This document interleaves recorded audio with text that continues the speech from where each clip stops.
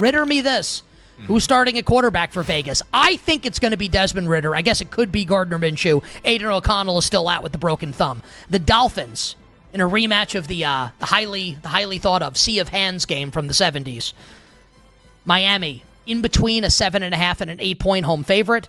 The number is 8 at BetMGM, juiced towards Vegas. So this is Antonio Pierce at a big number. Dolphins in between 7.5 and 8. Total is 44.5. I think this market's actually just dead on right. Now, I'm curious to see what the injury report looks like because after their last game, the Raiders against Cincinnati, like, pretty much every offensive lineman got hurt. Like Andre James, the center, Colton Miller got banged up. Like their O-line, like I think they were down like one starter on the offensive line. So Wednesday, tomorrow, will be a big day for the Raiders offensive line from an injury perspective. If those guys are still banged up out of the bye week and they don't look like they're going to play on Sunday, at that point, I'm jamming in Dolphins teasers. Like just out the wazoo. I'm pairing it with everything. Dolphins down to 1.5, paired with anything that makes sense. Chiefs, whatever. Pair it with the Miami Dolphins. But I want to see what the injury report looks like first. But if this is a clean injury report, I think 7.5 is the right number. And even at that point, I might just tease the Miami Dolphins as well. So Dolphins teasers is how I'm probably going to attack this game. Don't want to lay it coming off of a big win Monday night short week. Even though you are playing a lackluster team, it is Antonio Pierce who loves nothing to cover numbers and kick field goals down. Didn't against Cincinnati for what it's worth. And I like you didn't bet that game. I did. No. Like you didn't bet it to be fair. I lost on that game with the Raiders. But I mean, like I don't know when the injuries took place. Maybe it was in the fourth quarter or whatever. But like they were down like every offensive lineman. So maybe it was just like, dude, they can't. They gave up 41 points. Yeah, it was problematic. It was really bad. And Joe Burrow had a hell of a game. But yeah, I think Dolphins teasers will be how I play this game. I don't want to lay the number. So I also like. I mean, how can you not like Dolphins teasers? So, like, I like that also. Yeah. I want to ask this question, and again, I agree with you on Dolphins teasers. But if we are right, and this is really, I actually think you're, and I'm bullish on Miami. I think you might be more bullish on the Dolphins. If we are right, when we posit, I'm using posit correctly, right? When we posit, when we, like, theorize? That's correct? I think so, but I'm not 100%. But sounds good.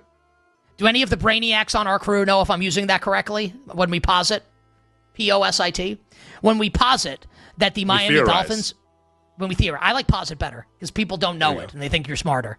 True story. I've said this on the show before. When I was single, living in Queens, I used to leave a copy of Einstein's Theory of Relativity out on my coffee table. So girls would come over and be like, "Oh, like, I don't know anything, man. Trust me. You listen to me on the show, you'll know." What was the success rate on that one? The RBDSM website. What was that? Honestly, what was the success rate? Honestly, like, I'll always be real. Pretty high. Fair enough. Pretty high. Because the whole thing was like, you already get the girl to your place. Like, you have home field advantage, man. Yeah, at that point, you got to be a complete idiot. Listen, and I have screwed situations like that up. To be fair, if we are right, Ernest Biner. And Miami fumbling at the goal line, and the Dolphins are.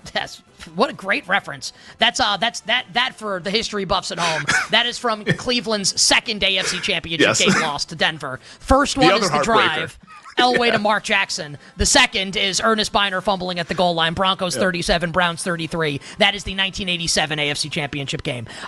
If the Dolphins are a top 10 team, then like why can't they win this game by 20 against the terrible Raiders? And that would be their profile from years past. Like when they were humming along last year, 2 years ago, these are the games where they would beat the hell out of the opponent. Like the Dolphins were the bullies on the block against subpar teams. So it definitely is in the realm of possibility. I'm just not sure if I'm there yet, coming off of like a game where I think a lot of people are looking to not necessarily like pump up this Miami team, but I think a lot of people are feeling optimistic about them after they beat the Rams. So I think teaser legs are the way to go, but I'm not saying that I would take the points. So I can't argue with you saying that you would lay it if that's what you want to do. But I would definitely not take it. I think the Antonio Pierce big point spreads, I don't think that works this week, not with all the injuries that the Raiders have, and maybe a potential quarterback change as well.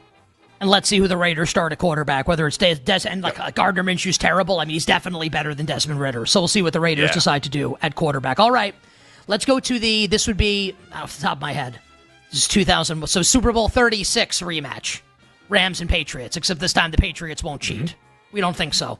The Ramily, Femi, 5-point road favorites at Foxborough against Drake May and the Patriots. Total is 44. I think this one's pretty much dead on as well. Like when I thought about the game, I thought Rams, agreed, not in the dead zone, but like more than a field goal, but definitely can't be 6. Like 6 would be a little bit too much. If it's 6, I would bet the New England Patriots. But at 4.5, I think we're correct here. I think the Rams are going to win the game. I don't want to lay the points. I think you're just flipping coins, to be quite honest. If you're laying 4.5 or you're taking 4.5, so I'll just be rooting for the Rams to win. The total, I don't know. I don't know about the total. Like the Rams defense is pretty good, so I actually think I would lean a little bit toward the under if I had to bet the total. There is 144.5 out there. 44 is still the consensus number, but I would lean towards the under on this one, but nothing with the side. I think the side is dead on. No, Michael Corleone said it in The Godfather 2. Never turn your back on the family. Well, last night I turned my back on the Ramily. So, I mean, I'm all right. I've already done it once. You won. Okay, so, like Femi, I agree 100% with what you said about the spread of the game.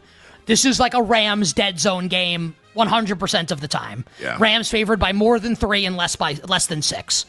If it went to 6, I would bet the Patriots. If it went to 3, I would bet the Rams. I think everyone, like if you think about NFL games the right way, it doesn't mean that the bet has to win, but that's how you should be thinking. Like Rams 3, Patriots 6, you make those bets. What's more likely? Rams 3 or Patriots 6? Oh, Patriots 6. Definitely. Yeah, probably. Definitely. It's probably still. Definitely. We're already at 5. I don't think we go either. Unless pending the injury report. I think Matthew Stafford's been bad the last couple weeks. I would bet the Patriots on the money line if I bet the game. Whew.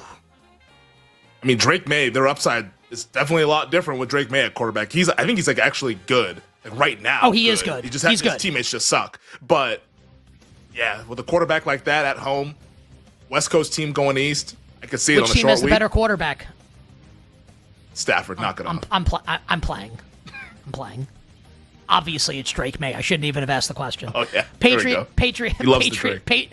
Patriot, I do. And if you don't, you're not like us. Patriots money line would be the way I would play this game if I had to, but I think this will be a pass for me, side and total. Did you close the season with 2 home division games? Home Arizona, home Seattle. Massive. Which that's your chance to bring back a team like Arizona, who maybe the Cardinals are ahead of them. You can beat them. Cardinals have an easy schedule, man. Like that's the problem. Arizona has a easy. pretty easy schedule. It is easy, but I don't think that like I don't agree with where the price is in the market. Like 4-1, 5-1, 10-7. I get it, but 8-1. I think 8-1's a little bit too much of an overreaction after what we saw last night. Are you back in? I'm in. Like I'm betting 8-1. Like I'm betting. I love it. Like, I'm putting my money where my mouth is because and that's okay. Well, if they win the division, you'll still win money as well. Mike Brown. Hold on. Hold the show. Mike, take Femi solo. Femi, I need 10 toes down. Stand on business here. Do your thing. It is time. Everybody's saying the Ramily's dead. Everyone's out there trying to bury this team, put dirt on this team. They ain't done. We're not turning our back on the Ramily. They will win the NFC West. This is a chance for everybody that didn't buy in initially to go ahead and buy in. So consider this a Black Friday sale come early. 8-1, Rams win the NFC West. They're going to go ahead and do it. I ain't scared of the Cardinals. I ain't scared of the Niners. The Rams will still win this division. Ramily, we're still on track. Whose house? Rams' house. They're winning the West.